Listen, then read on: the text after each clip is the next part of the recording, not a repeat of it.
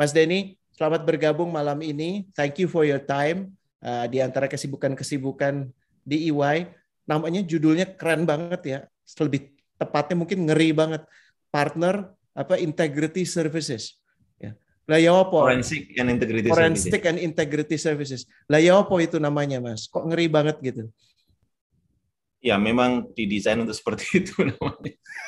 Buat supaya orang ngeri ya. Karena kalau ngeliat dari penampilan jenengan tuh kayaknya asik banget gitu, nggak nakuti, tapi judulnya aja udah ngeri banget gitu. Sebenarnya itu pemilihan nama yang kurang bijak dari sisi bisnis, Mas. Kenapa? Kalau di kuping mahasiswa kedengarannya keren gitu kan, wah forensik gitu ya. Tapi begitu di dunia bisnis, apa ini? Gitu, jadi ya gitulah. Oke. Mas, Anda tuh come highly recommended.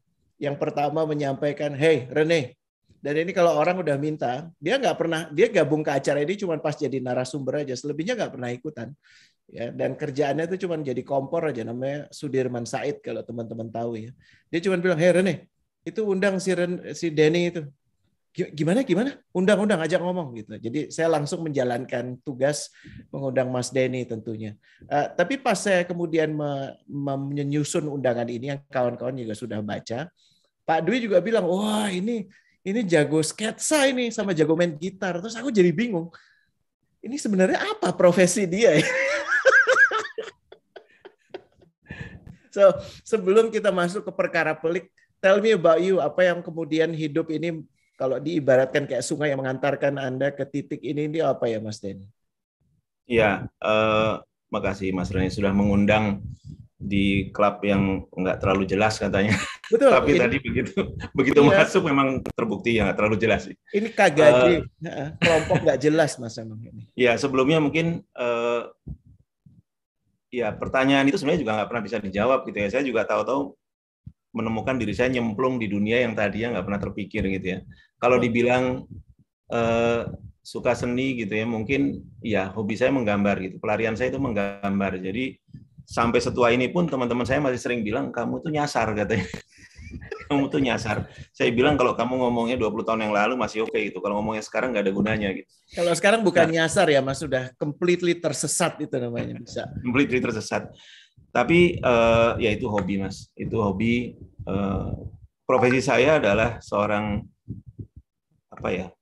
konsultan anti fraud. Saya ngurusin anti fraud, anti money laundering, anti bribery. Dan gimana saya bisa nyampe ke situ? Salah satunya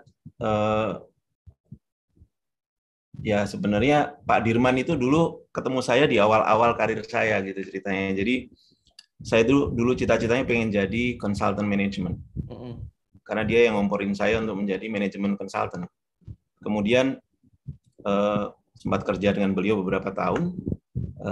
Ya jalan hidup gitu ya, membawa muter-muter ke sana kemari. Kemudian saya mampir ke kantornya Mas Dwi gitu. Waktu itu lowongan yang ditawarkan adalah forensic investigator. Sama seperti yang saya bilang tadi waktu baca di Kompas, ini menarik banget istilahnya gitu ya. Dulu namanya sebenarnya bukan forensic investigator, namanya dispute analysis and investigation. Masya Allah. Tetap aja serem kan? Berat. Betul. Itu belum lowongan lewat internet belum terlalu in lah waktu tahun 2005. Saya ngelamar, kemudian alhamdulillah masuk gitu ya. Kemudian di situ ya karena dari dulu sebelum kerja gitu saya pikir saya tuh pengen jadi manajemen consultant gitu ya, kayaknya keren gitu kan. Terus tiba-tiba masuk ke situ jadi investigator gitu. Ada perasaan nggak terima sebenarnya. Waduh, kok saya nyasarnya di sini gitu. Kemudian ya selama bulan-bulan pertama pasti ini ya struggling lebih ke diri sendiri karena kok saya nyemplung di dunia yang saya sebenarnya nggak pernah expect gitu. Tapi kemudian lama-lama saya berpikir gini, kalau saya hanya berpikir bahwa saya ini adalah seorang manajemen consultant yang kebetulan sedang nyasar di dunia forensik, maka denial itu mau berapa lama sih kayak gitu. Akhirnya saya mencoba untuk merubah mindset saya menjadi saya adalah seorang forensic consultant yang memahami mengenai manajemen. Jadi di situ saya akhirnya bisa berdamai dengan diri sendiri dan ternyata setelah itu saya menyukai gitu pekerjaan ini. Saya menyukai pekerjaan ini dan ya itulah akhirnya hidup membawa saya ke profesi ini, dan dari mulai saya masuk ke profesi ini sampai hari ini mungkin sudah sekitar 16 tahun. Dan alhamdulillah I'm still happy. Supaya nggak ada syakwa sangka dan nggak ada fitnah. Usia Anda berapa sih? 47. 47 ya, oke. Am I look older than I am? I'm not going to comment on that karena I'm definitely older than you are. Tapi saya nggak ingin memberikan kepuasan berapa lebih tuanya gitu. Karena di sini kalau soal tua saya akan ajukan beberapa orang yang memang sudah secara nyata lebih tua dari saya, kayak Pak Dwi, Pak Insan. By the way, saya mau say hello ke my former boss. Kalau dulu saya pernah jadi remah Momogi, ini bos besar yang namanya Muhammad Syahrial. Ya, dulu bosnya BPPN. I was working, sejujurnya Mas, di unit namanya Forensic and Asset Tracing. Oh, Forsat. Jadi makanya ada kedekatan juga. Pak Syahrial, Chief Syahrial, welcome here. Halo Chief. Selamat malam. Selamat malam Pak Syahrial. Pak Dwi. Kita harus daulat nih ya Pak Syahrial, kawan-kawan, untuk kita jadikan, kita taruh di bawah limelight gitu untuk cerita tentang kehidupan dia yang asik gitu. But that's next gitu. Nanti gabung ya Pak Chief Syahrial ya kalau untuk diskursus di sesi ini. Mas Denny, so thank you so much for sharing that interesting part of your life yang diawali dari ketidaksengajaan, kemudian pas ditelusuri malah mendalami gitu ya. Dan sekarang you're part of the name yang megang itu di EY gitu. Boleh cerita nggak kita ngambil obrolan malam ini nih ethical fading ya. Saya nggak tahu sih yang teman-teman rasakan apa, tapi memang ini semakin nyata sih, semakin kesini semakin nyata ya, bahwa kebutuhan untuk mengejar target jangka pendek ya, apakah itu tahunan atau lebih parah lagi quarterly gitu ya, sehingga membuat kita merasa anything is apapun diokekan lah selama melayani kebutuhan itu. Mulai dari contohnya udah dijelaskan ya, istilahnya saya belajar dari Pak Denny, window dressing, apa yang belum boleh sebenarnya diakui sebagai pemasukan sudah diakui. Terus apalagi Mas Denny help me out di sini ya, bribery bahkan dengan cara yang paling subtle ya. Terus money laundering gitu. Dan itu kalau dilihat karena di drive kebutuhan untuk mencapai target-target jangka pendek itu. Boleh nggak? Kan Anda udah ada di sini almost 20 years gitu. Is there any changes dari dulu dan sekarang gitu? Karena saya lihat gini, kalau maling ayam gitu kan yang paling dirugikan yang dimaling ya. Gitu ya, dan mungkin keluarga dia gitu. Tapi kalau maling dalam konteks yang kita omongin malam ini gitu ya, bahkan bisa membuat orang nggak merasa bahwa dia udah dimalingi gitu ya. Kita punya istilahnya white collar crime gitu. Boleh dong cerita your observation almost 20 years ada di sini? Ya, nothing new under the sun, Mas Rene. Nggak ada yang baru sebenarnya. Yang berubah itu cuma modusnya mungkin ya. Kalau dulu, contoh sederhana lah, saya mungkin cerita. Dulu zaman saya kuliah akuntansi, dosen auditing saya, dosen akuntansi saya selalu mengajarkan akuntan itu kalau melakukan fraud rumit begini gitu ya. Dan culpritnya adalah akuntan. Kemudian belakangan kita temui fenomena yang mungkin tidak terpotret dimanapun karena ini fraud ini kan nggak ada statistiknya sebenarnya gitu ya. Tapi dari observasi bukan akuntan lagi sekarang, orang IT. Karena kan ada konvergensi ya antara accounting dan IT ini kan ada konvergensi. Sekarang orang IT ya dia akan membawahi atau memegang bukan fungsi akuntansi tapi lebih ke sistem yang ada di belakang fungsi akuntansi gitu. Dan itu banyak terjadi gitu. Nah, yang menjadi masalah adalah values dari publik yang dianut oleh publik itu belum sampai ke sana kalau saya lihat. Jadi orang kalau mencuri, tadi Mas Reni bilang, orang mencuri itu udah pasti semua orang sepakat bahwa itu kejahatan gitu kan. Orangnya juga kabur gitu ya. Tapi white collar crime itu lebih rumit gitu. Orangnya mungkin nggak kabur, dia nggak kemana-mana. Tapi orang ributin terus dipercaya gitu. Iya, jadi orang-orang yang punya posisi baik, orang-orang yang mendapatkan amanat gitu ya, orang-orang yang sebenarnya bahkan kalau dari teori Freud itu kan sebenarnya mereka bukan penjahat gitu, mereka bukan orang-orang yang punya background kejahatan, mereka adalah orang-orang yang punya pendidikan tinggi, punya keluarga baik-baik, punya kelas status sosial yang tinggi gitu, tapi tadi mereka punya pembenaran, punya motif gitu ya, dan punya opportunity untuk melakukan apa yang mereka lakukan itu gitu. Jadi itu tadi nggak ada hal yang baru. Yang baru itu mungkin tekniknya aja gitu, sama ya pembenarannya dari dulu selalu sama gitu ya, seperti itu. Tapi apakah ada peningkatan intensitasnya, kompleksitasnya dari awal Mas Denny terlibat di sini sampai sekarang, dan kalau boleh cerita ada hal-hal menarik apa gitu yang dilalui gitu yang nggak disangka gitu, yang even for you yang ada di sini gitu akan ngomong gini, gila gue aja nggak kepikiran ini gitu. Ya. Selalu ada teknik baru, selalu ada Mas, tapi gini, mungkin kalau kita lihat gitu ya, sebenarnya bukan ada peningkatan kasus. Orang sering mengalami logical fallacy gitu.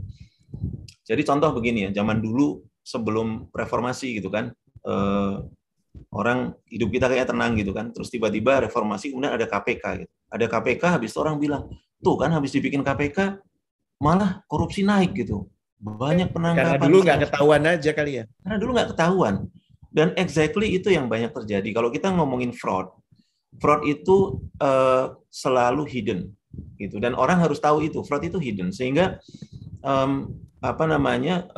kalau tidak terdetek ya tidak akan terdetek gitu. You don't know what you don't know gitu.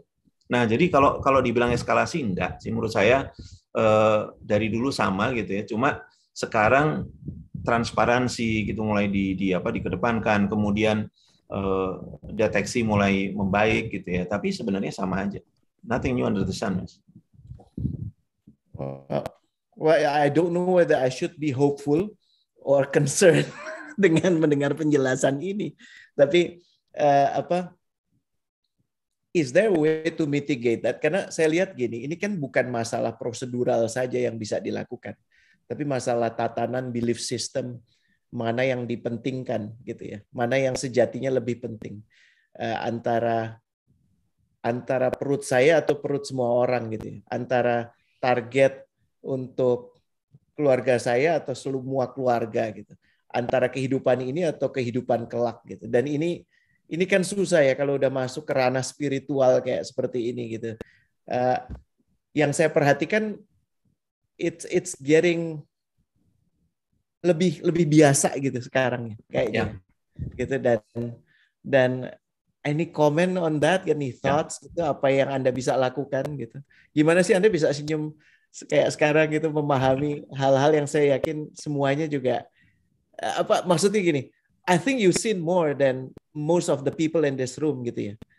Ya, di Zoom room ini Anda menyaksikan lebih banyak, pengecualian mungkin Pak DWD ya, sama Wing yang pernah melalui episode seru soal itu ya, sampai harus masuk rumah sakit ya, atau siapa, atau Pak Syahrial gitu. Tapi apa yang dirasakan? Setiap kali ini kan gini, setiap kali ada investigasi gitu ya, investigator itu akan melakukan interview. Nah, interview itu biasanya kalau di ujung itu namanya admission seeking interview. Jadi udah ketemu evidence, udah semuanya udah beres, kemudian kita melakukan final interview untuk meminta klarifikasi dari si subject of the investigation ya. Jadi the person of interest lah di situ. Kemudian ada perbedaan. Kalau kasusnya adalah kasus yang penggelapan gitu ya, penggelapan yang memang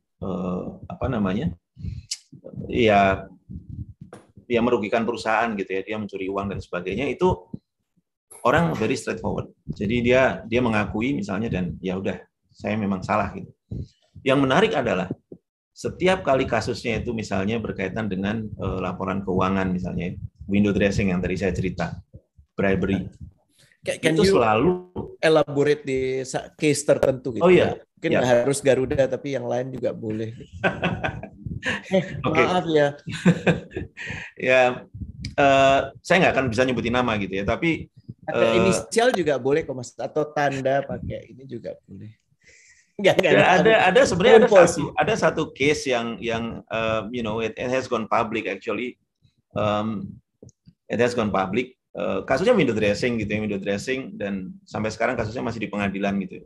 Dan itu sama, kita interview manajemen, kemudian interview apa namanya ya orang-orang ya di senior level management, kita tanya gitu, kenapa melakukan ini? Gitu. Iya. Causality-nya itu apa? Pemicunya itu apa gitu? Pemicunya nggak ada. Mereka punya justification bahwa kita harus melakukan ini kan untuk menyelamatkan perusahaan gitu. Lah, ya gitu. Karena apa? Jadi mereka melakukan window dressing, laporan keuangan ya kan. Perusahaan financial services gitu misalnya, bank lah misalnya gitu ya. Dia melakukan window dressing untuk kemudian naikin collectibility dari piutang misalnya. Pak, paling sering yang dipakai apa tuh Mas? Kayak Waduh, gitu. Banyak tekniknya banyak Mas.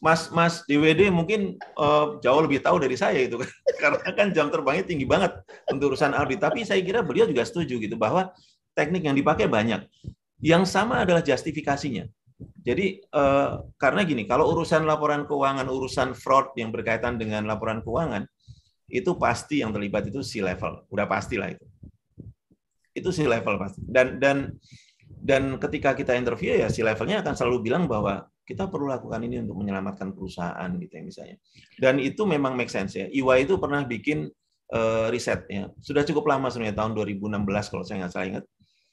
36% dari senior executive member of the company itu bersedia melakukan unethical conduct apabila itu dilakukan untuk menyelamatkan perusahaan. Wow. Jadi Anda bayangkan itu globally loh Mas. Indonesia itu apa itu?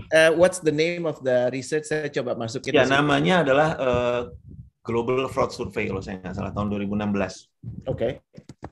Nah, Anda bisa bayangkan ya kalau kemudian justifikasi salah satu yang membuat orang tidak melakukan kejahatan itu kan karena dia tahu itu salah gitu.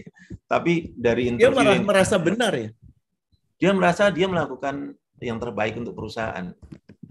Gitu. Nah, jadi ini sulit gitu ya. Bahkan kan di kasus terakhir itu kan kemudian saya sampai dilaporkan pencemaran nama baik dan sebagainya. Jadi apa namanya? Dengan dilaporkan. Ya, dilaporkan. Saya nggak tahu nama baik yang mana yang dicemarkan gitu. Tapi ya itu resiko gitu. Nah, tapi seberani itulah seorang pelaku white collar crime gitu, karena dia merasa bahwa saya nggak melakukan apa-apa gitu. Jadi dibilang gini, nggak ada yang dirugikan. Nah, yang dia nggak tahu dan masyarakat mungkin nggak tahu adalah di kasus yang terakhir saya dilapori oleh komisaris perusahaan, komisaris yang baru gitu ya. Dia itu sampai ada investor yang datang nangis-nangis gitu ya karena tabungan sekolah anak-anaknya habis. Kenapa? Karena dia invest di saham yang menurut dia bagus, laporan keuangannya kinclong gitu kan. Yang dia nggak tahu adalah laporan keuangan itu sudah di window dressing. Gitu. Ada yang hampir bunuh diri. Kalau teman-teman mau lihat di kasus yang lebih heboh, lihat aja ke US ya. Ada kasusnya Enron, ada kasusnya macam-macam banyak sekali, ada WorldCom dan sebagainya. Nah, di Indonesia itu masih menjadi sesuatu yang kayak bukan apa-apa gitu. Gini, ini saya dengan segala hormat kepada regulator ya. Jeff Skilling, CEO-nya Enron, itu ketika kasusnya kemudian dibongkar dan diadili, dia dihukum 24 tahun penjara. Dendanya kalau saya nggak salah ingat 45 juta US. Itu untuk window dressing laporan keuangan, Mas Rene. Mas Rene pernah dengar nggak di Indonesia ada perusahaan yang dihukum karena window dressing laporan keuangan? Atau ada orang yang dipenjara karena window dressing laporan keuangan? Kecuali kalau dia nyolong uang bank ya, melalui skema kredit, melalui window dressing, tapi ada uang yang dia curi gitu ya. Tapi kalau itu adalah perusahaan emiten yang merugikan investor misalnya, nggak pernah ada, belum pernah ada kasusnya di Indonesia. Gitu. Jadi tidak ada deterrent effect-nya. Nggak ada deterrent effect-nya, orang merasa they can get away with that. Jadi beberapa hal yang saya tangkap dari obrolan singkat ini, the one who is responsible always C-level. Ya, judul judul grup kita malam ini. Judul keren-kerenan sih sebenarnya. Isinya juga banyak kan remah-remah momogi kayak saya gitu. Terus kedua, mereka merasa melakukan yang benar untuk menyelamatkan organisasi, itu ya. Ya. Dan ketiga, tidak ada deterrent effect dari regulator. Karena dianggapnya sebagai kayak cuman gitu ya, cuman kamu kok gitu sih gitu ya. Gitu dan iya ya, susah juga ya. Jadi mesti gimana dong? Orang sering berpikir ya bahwa ini kan di Indonesia kita ini emang begini begitu gitu ya. Menurut saya sih enggak ya. Enggak ada hubungannya sama ras, enggak ada hubungannya sama kita orang Indonesia, mereka orang Amerika gitu, enggak. Menurut saya semua sama gitu ya. Kalau mau nengok ke Amerika misalnya, itu juga di sana itu orang berhati-hati gitu ya melakukan window dressing dan mereka takut melakukan itu karena memang hukumannya ada gitu dan regulator serius gitu di situ. Contoh gini, bribery lah Mas Rene ya. Kalau tadi kita ngomongin window dressing ya, mempercantik laporan keuangan untuk menipu investor atau menipu kreditur gitu. Sekarang kita ngomongin bribery. Di Amerika perusahaan yang melakukan bribery itu hukumannya bisa puluhan triliun rupiah. Ya, kalau dirupiahkan bisa puluhan triliun. Dan eksekutifnya hampir bisa dipastikan akan kena kasus pidana. Iya. Karena apa? Karena di sana memang sistem hukumnya beda gitu. Buat mereka gini, kalau ada kasus bribery, kemudian perusahaannya ini gagal membuktikan bahwa mereka sudah memitigasi risiko bribery itu sejak awal, mereka kena. Gitu. Jadi di sana itu pendekatannya begitu. Saya nih misalnya gitu ya dari EY misalnya, saya melakukan bribery gitu kan. Nanti EY-nya yang akan diinvestigate, kemudian EY-nya akan dicek. EY ini punya nggak ketentuan sistem gitu ya, culture yang memastikan bahwa bribery itu dilarang dan itu harus bisa dibuktikan. Kalau EY punya, itu akan jadi faktor yang meringankan, gitu ya, sekalipun tetap dihukum. Kalau dia nggak punya, itu konsekuensinya bisa berat. Nah di Indonesia di Indonesia sebenarnya mulai dilakukan ya. KPK itu sejak beberapa tahun terakhir mereka mengejar corporate pemidanaan korporasi ya, corporate criminal liability gitu. Tapi ya itu tadi ya, mungkin karena hukumannya juga masih belum sebanding gitu ya. Contoh lagi money laundering di luar negeri, di Amerika. Jadi money laundering itu kan dia pasti bukan pasti, tapi kebanyakan itu dilakukan melalui sektor jasa keuangan gitu ya. Nah, di Amerika, di Eropa misalnya, kalau perusahaan atau bank misalnya kemudian tidak serius gitu dalam menerapkan anti pencucian uang, hukumannya juga bisa sampai puluhan triliun gitu, dan itu sudah terjadi berkali-kali gitu. Di kita belum pernah dengar. Saya nggak mengatakan bahwa berarti industri harus dihukum, enggak, tapi kalau kita mau menuju ke level berikutnya dalam arti compliance yang baik dan sebagainya, memang harus ada di depan tuh harus ada deterrent efeknya dulu gitu. Pak Iyal ini nanya Mas Denny, siapa tuh yang kena seumur hidup kasus asuransi perdata bisa jadi pidana ya Mas Denny? Jiwasraya ya. Jiwasraya. Oke.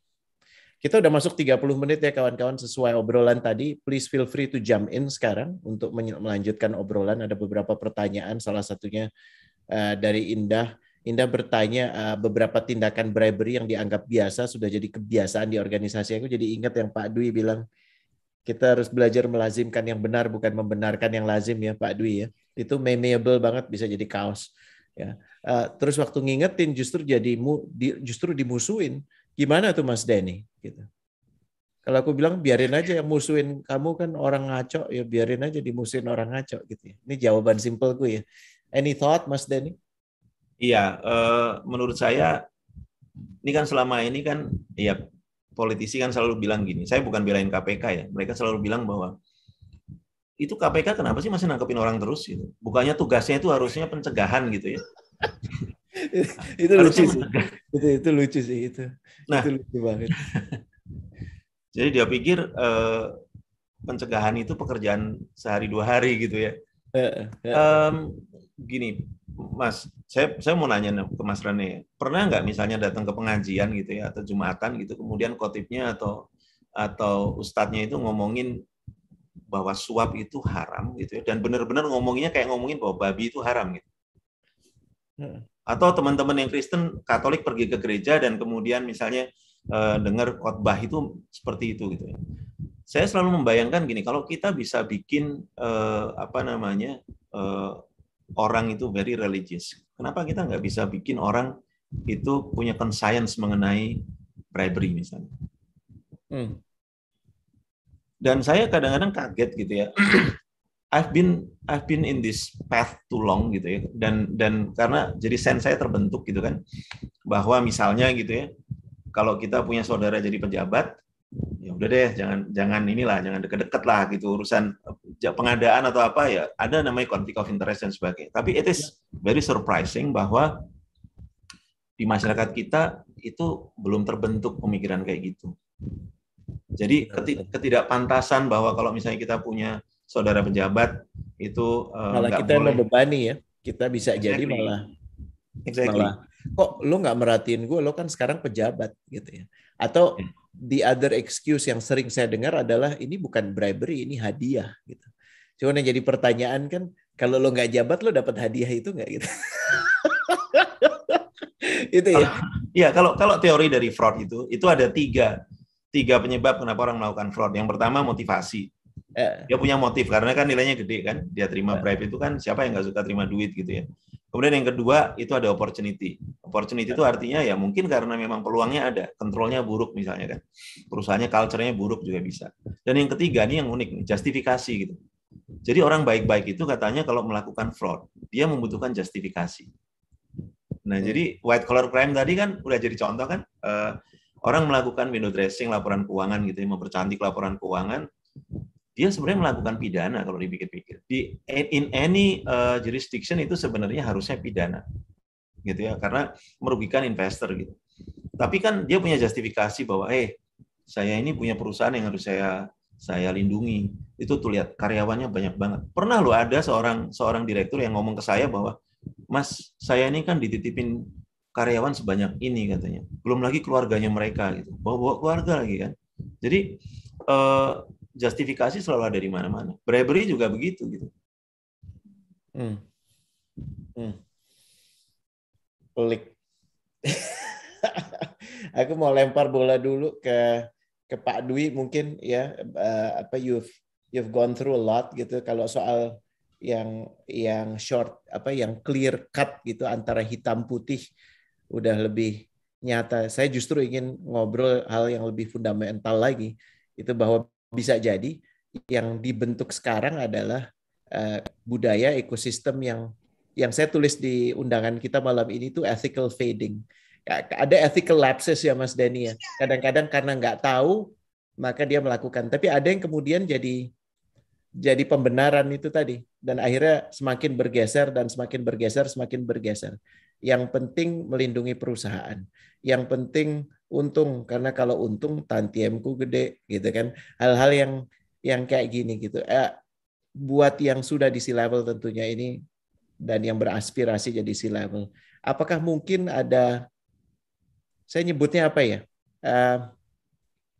Miskonsepsi bagaimana kita menavigasi organisasi gitu. Jangan-jangan kita cuma menavigasi organisasi untuk jangka pendek aja, tapi tidak cukup untuk jangka panjang. Sebelum tadi obrolan ini dimulai, kita bicara soal nanam bibit. Jangan-jangan yang kita pikir kita nanam toge aja, apapun yang ditanam pengennya aku yang panen. Masa gue yang nanam, yang panen orang lain, enak aja dia gitu ya. Pak DWD itu paling mengalami itu, dia paling sering nanam dan yang nyabuti orang lain gitu ya. Any thought Pak DWD soal ethical fading ini? Terima kasih Denny. Saya cukup senang nih ketemu Denny di ruangan ini. Karena saya paling ingat ini lagu favoritnya Denny ini Laskar Pelangi nih, judulnya yang Mimpi. Aku panggilin Giring ya. Mimpinya dia udah terwujud. Yang saya hanya nambahin aja ya. Jadi tadi Rene sempat sampaikan bahwa Ya, konsep yang paling sederhana adalah yang tadi jangan membenarkan yang biasa gitu ya, tapi biasakanlah yang benar gitu. Itu simpel aja sebetulnya. Kemudian yang tadi Denny bilang bahwa soal window dressing, laporan keuangan, dan mohon maaf ya, saya bisa mengatakan gitu. Saya waktu jadi auditor itu, Denny tahu lah, Taufikur Rahman juga tahu. Saya tuh dicap orang tukang melakukan penyajian kembali gitu. Nah, biasanya penyajian kembali dari laporan keuangan yang sudah diaudit gitu. Kalau window dressing kan gini ya, saya hanya menambahkan dari Denny sampaikan tadi, memang benar gitu ya, banyak dilakukan oleh C-level gitu. Sekarang C-level melakukan itu pasti ada motifnya tadi sampaikan. Terus ada pressure-nya juga gitu. Nah, yang susahnya kan pressure-nya itu dari pemegang saham pasti. Nggak mungkin dari siapa-siapa gitu. Iya. Nah, kalau sudah kejadian pada nggak ada yang mau tanggung jawab gitu. Makanya saya juga sama pertanyaannya dengan yang sampaikan Denny. Di Indonesia belum ada yang dilakukan suatu katakanlah hukuman gitu ya atas orang-orang yang melakukan window dressing atau misstatement dari laporan keuangan gitu. Padahal menurut teorinya adalah fraud yang paling dampaknya paling besar itu bukan misuse dari aset perusahaan, tapi misstatement dari laporan keuangan itu. Itu kalau sedikit teori ya. Nah, saya sih simpel aja ya. Kalau sudah menjadi C-level, ini kan teman-teman juga yang akan calon jadi C-level, menurut saya sih jauhkanlah rasa kemelekatan lah ya. Karena semuanya ini itulah yang mengakibatkan sebetulnya. Saya pengen punya mobil, udah punya mobil, saya pengen mobil yang kedua, mobil yang ketiga, habis itu ganti mereknya. Ya begitu terus lah jadinya gitu. Terus tetangga punya gini, saya kok masih kayak gini gitu. Ya mestinya kalau orang udah di C-level nggak mikir gitulah. Gitu. Itu aja kuncinya. Dahsyat. Pelajaran penting sih gitu. Bahwa it's not about fulfilling self ambition ya untuk menjadi posisi-posisi tertentu, tapi apakah merasa sudah menundukkan diri sendiri untuk kemudian megang itu. Tough questions. Ya sebetulnya kalau dari sisi bisnis gitu ya, bisnisnya Mas Denny gitu, makin banyak fraud makin seneng dia. makin dispute analisisnya makin gede gitu. Itu kan kalau dari segi bisnis. Tapi saya yakin sebagai konsultan yang baik, rasa sedihnya mungkin lebih besar daripada rasa senangnya mendapatkan bisnis gitu. Benar Mas Denny? Sebenarnya not entirely correct ya, karena pengennya gitu Mas Dwi, pengennya sama lah yang dulu sering kita omongin ya, kalau banyak orang-orang baik bermunculan kan kemudian harusnya itu berkurang ya. Tapi saya nggak tahu kenapa ya, mungkin is it culture, saya juga nggak tahu gitu ya. Tadi waktu di awal-awal Mas Rene ngomong soal forensik gitu ya, namanya serem. Saya serius ketika saya ngomong bahwa mungkin dari sisi bisnis ya, consulting itu nama forensik itu di Indonesia ya, terutama di Indonesia itu masih kadang-kadang menjadi kayak pisau bermata dua gitu. Kenapa? Karena banyak yang orang perusahaan gitu ya yang masih risih gitu mendengar kata-kata forensik gitu. Kayak kita ini, jadi ini kayak gini lah, kayak ini profesi ini kayak spoiling the party gitu loh. Karena kan ketika yang ini menarik ya, saya pernah melakukan satu investigasi ini bertahun-tahun yang lalu sebenarnya, dulu waktu masih sama Mas Dwi sebenarnya. Jadi ada satu perusahaan gede gitu ya, dia lagi bangun pabrik dan pabriknya itu pabrik yang sangat luar biasa bagus. Dan katanya ini karena perusahaan multinasional ya, katanya ini pabrik dijadikan percontohan malah. Jadi pabrik yang di Indonesia itu dijadikan percontohan karena dianggap ini bagus banget gitu ya. sehingga kan semua orang kan toast dan merayakan lah bahwa ini. Tapi kemudian ada pengaduan lah bahwa ada indikasi fraud di situ gitu. Kemudian kita diundang masuk untuk melakukan investigasi, dan saya masih ingat gitu, kesan orang-orang itu adalah bahwa we were spoiling the party gitu. Jadi kasarnya kayak ngapain sih ya, udah deh, jangan ngomongin yang kayak gitu. Ya paham gitu bahwa memang ya kadang-kadang memang begitu kan posisinya ketika orang lagi merayakan growth, orang lagi merayakan profit gitu ya, orang lagi merayakan naiknya harga saham, mendapatkan project, gitu, mendapatkan pekerjaan. Istilah anak sekarang party pooper, kita lagi seneng-seneng, you mess with it gitu ya, jadinya kita harus bubar. Jadi sayangnya seperti itu kadang-kadang.